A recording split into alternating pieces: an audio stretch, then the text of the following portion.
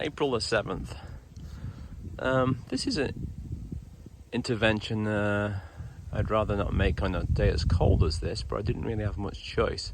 I came to this apiary, and as in the others, all of the hives are alive.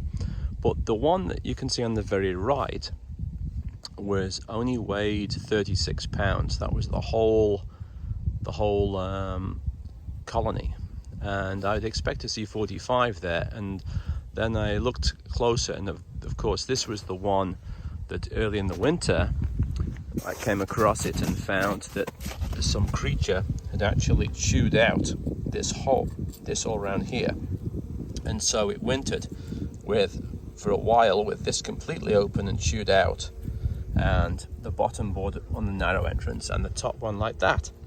And the effect of that was, unlike most of the colonies which had lost about 20 pounds, whether they ramped up because they were fighting the shrew, or whether the cold chilled them off, I don't know, but it had a lot more bee loss, and the bottom board had more bees all over it when I cleared out.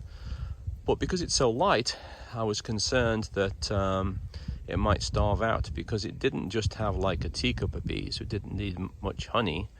It has about 3 seams of bees over 3 of the frames.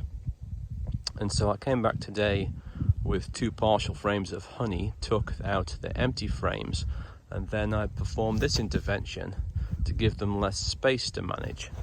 If you see what I did, I've still got them in the condo, but unlike the rest of the hives which have access to 2 deeps and then the bottom board, I took the frames out of this, empty frames out of this bottom box, and I put the bottom board on top of it. Then I put the 5 frame deep back on top of that, and then of course it still fits with the insulation under, and it still gets the benefits of condo living.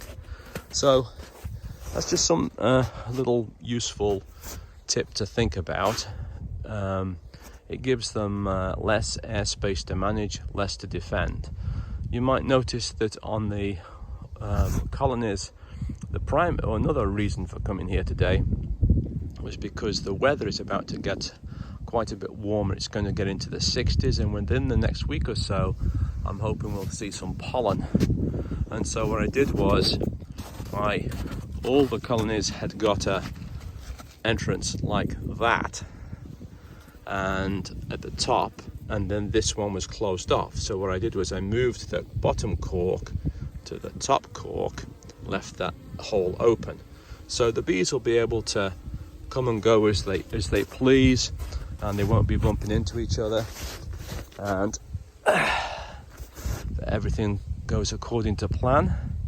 The maple will come in and kick over this turning of the winter brood to the spring bees,